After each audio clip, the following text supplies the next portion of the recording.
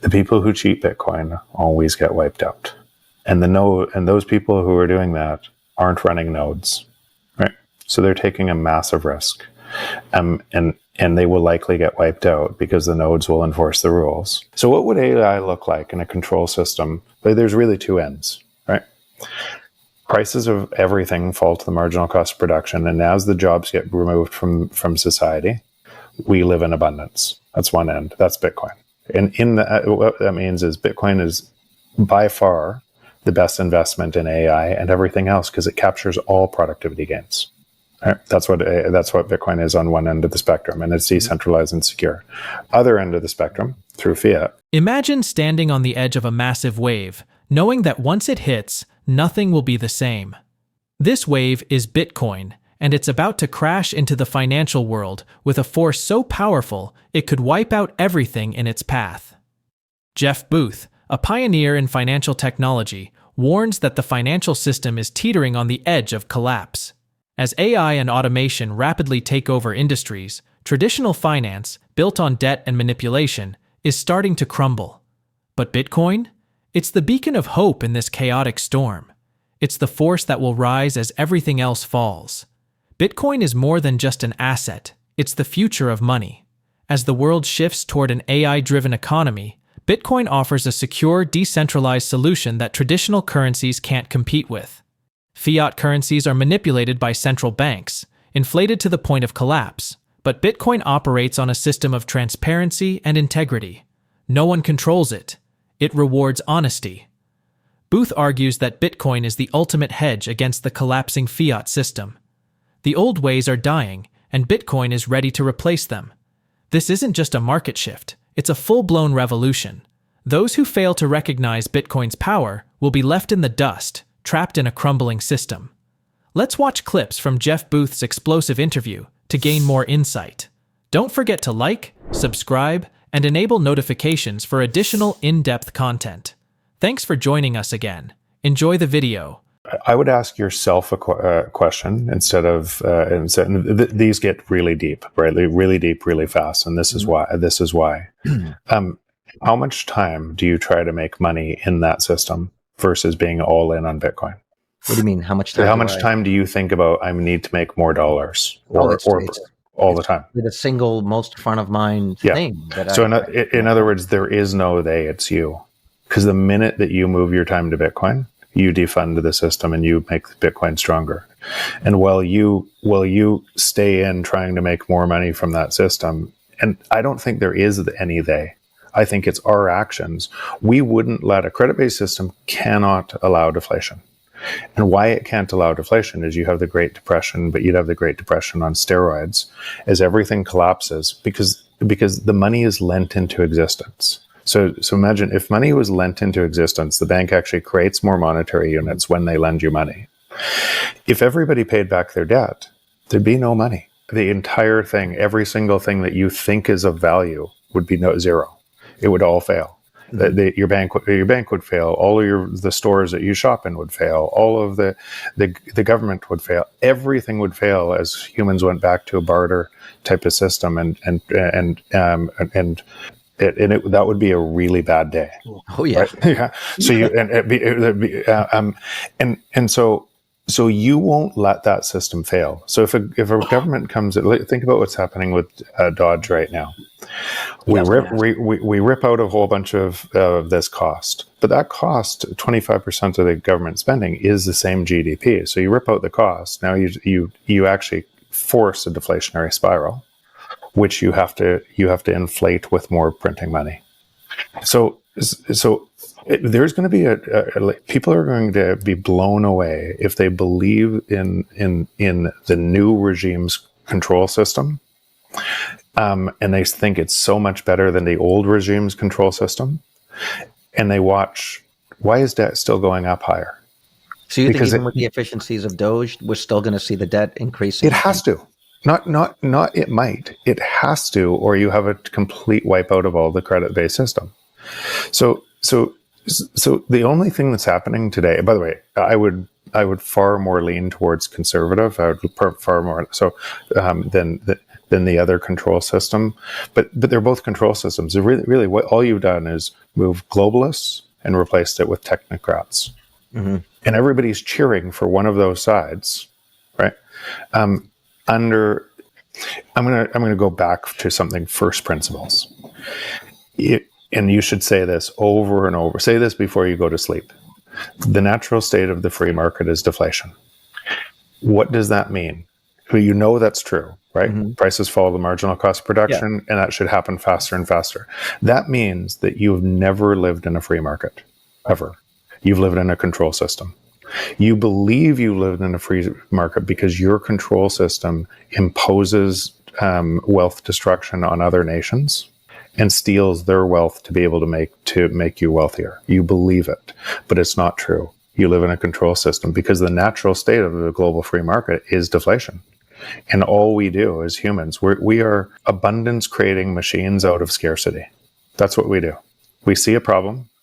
We solve that problem with our minds by creating more value. And the output of that has to be faster abundance, faster deflation, unless you've never lived in a free market.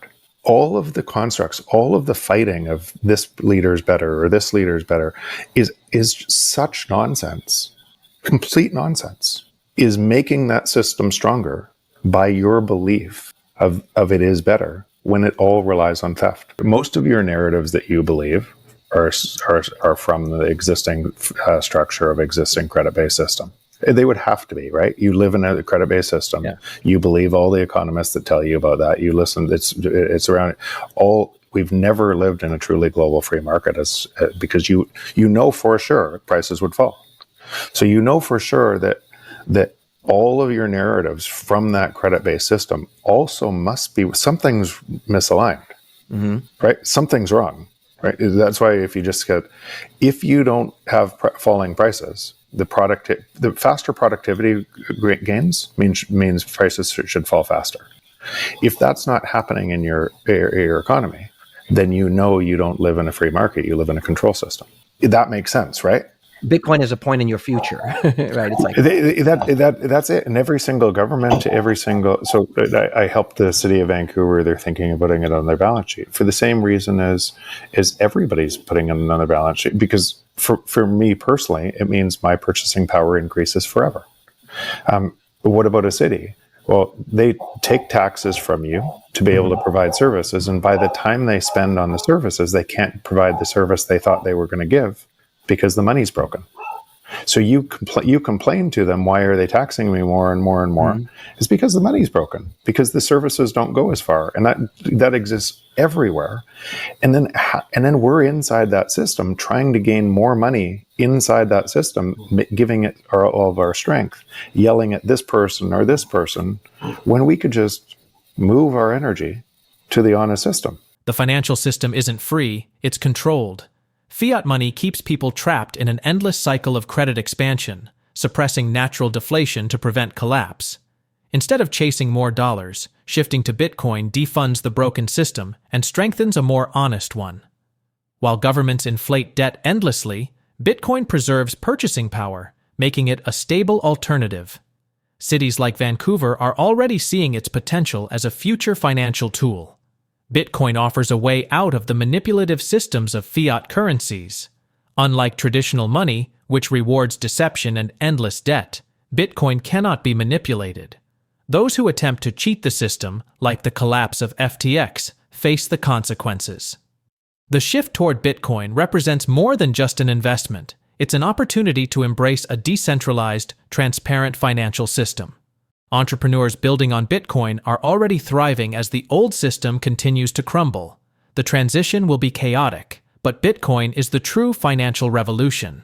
The future belongs to those who recognize Bitcoin's potential before the financial system collapses. The question is no longer if Bitcoin will replace fiat, it's whether people will seize the opportunity in time. Let's watch more clips from the interview. Do you see the fact that Bitcoin has a finite supply as a fundamental reason why living within that system is the true free market? Yes. It's a ledger that can't be manipulated. Yeah, it's a ledger that can't be manipulated. It's a ledger that can't change. Why can't it change? But it's not just that. It's a whole bunch of different pieces. about that essentially enforces honest rules. I download open source code, run a node that are these transactions what they said they would be?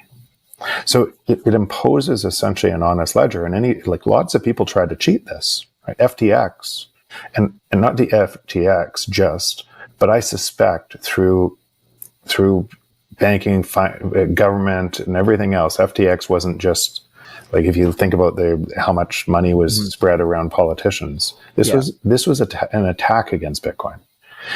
So that they could try to regulate. So they could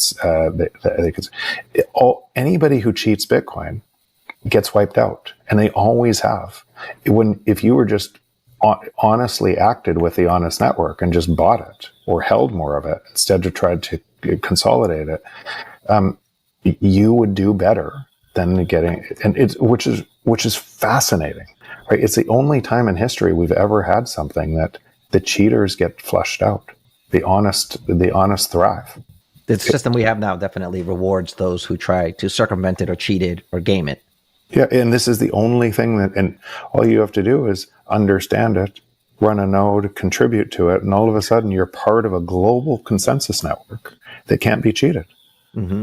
So I like to say we are Bitcoin. It's not something outside of us. It's put the honest in control of a network for everybody. So it inscribes the best of us into a network for the best for us that can't be cheated. So as more and more people come and try and cheat it, and lots of people will, they'll try to consolidate it. And if you're trusting somebody else to hold your Bitcoin, you're introducing counterparty risk.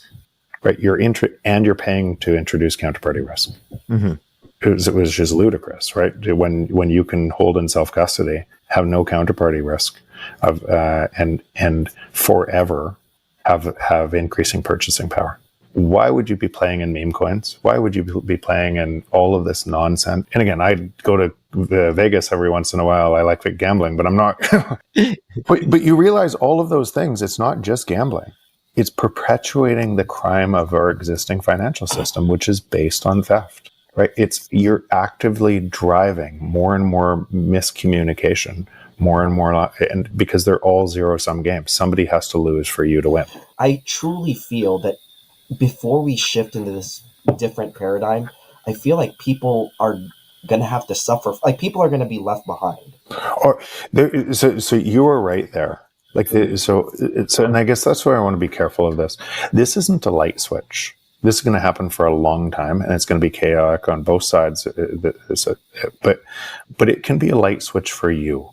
Each individual, you live in a time where you could move to the honest network, and no one can stop you. You can put more time. If you're spending 2% of your time there, spend 4%. If you're spending 4%, spend 8%. Every time you move more time to the honest network, you will be rewarded more. It might not happen immediately, but it'll be rewarded more. Why? It's really quite simple. Every single scarcity in the world creates an abundance from the free market. So the scarcity of the collapse of what the world's going through, all of this nonsense and the chaotic nature and a whole bunch of people getting hurt there, is the entrepreneurs building on top of Bitcoin right now and building all of the rails to help them drive from this system so they can see it easier, are getting rewarded at a crazy rate. Like, we're investing in this space. The rate of growth of companies who then denominate the balance sheet in Bitcoin because they're profitable in Bitcoin, they're adding Bitcoin to the balance sheet each month. Mm-hmm. I cannot believe I get to do it. And all it took is moving my time to be able to see it. So I have empathy to what you're saying. Because most of the problem today is just people don't see it. They have no clue what's happening. They're measuring that system from the system, and they're making it stronger with all their actions. And they're feeling scared. They're looking for trying to make more money, making it worse, thinking Trump and Elon are going to save me from those other bad people, making it worse. And all of this is making the same thing worse. And they're getting locked in their belief of that, all on top of a system that has to extract more value. So is that going to be chaotic? Of course it's going to be chaotic. Is that what this had to look like? To have this type of thing has never existed in human history. So it would obviously look chaotic as you transition from very few people knowing it to more and more people knowing it, and all of the kind of other layers of technology they're building on top of Bitcoin to provide the transition. It would look chaotic. It would have to. Meanwhile, Bitcoin's price action remains volatile, with traders reacting sharply to President Trump's new executive order establishing a digital asset reserve. Unlike expectations of large-scale government Bitcoin purchases, the reserve will only hold seized assets, leaving the market without the anticipated buying pressure. This disappointment has led traders to seek downside protection, with short-term options on Bitcoin, Ethereum, and Solana trading at a premium. Despite this, XRP options remain bullish, signaling a divided market sentiment. Jeff Booth's perspective offers a broader understanding of this financial shift. He argues that the fiat system is inherently unstable, relying on credit expansion to prevent collapse. Every moment spent within the traditional economy strengthens a system built on manipulation. Bitcoin, by contrast, is the only financial network enforcing true economic honesty. It cannot be altered, manipulated, or inflated, only adopted. While traders react to short-term market events, Booth emphasizes the bigger picture. The fiat system's decline is inevitable, and Bitcoin provides the only real exit. The transition won't happen overnight. As Booth explains, those who resist change will struggle while entrepreneurs building on Bitcoin thrive. This shift may appear chaotic, but the controlled system is unraveling. The real opportunity lies in moving toward Bitcoin's honest, decentralized framework before the fiat system's failures become irreversible. For those paying attention, the choice is clear: remain trapped in an illusion or embrace financial sovereignty through Bitcoin. As we wrap up, do you believe that the decline of the fiat system is inevitable and that Bitcoin is the best investment in this AI-driven world? Let us know your thoughts in the comments below. Share this video and hit the like button. Thanks for watching, and don't forget to like and subscribe.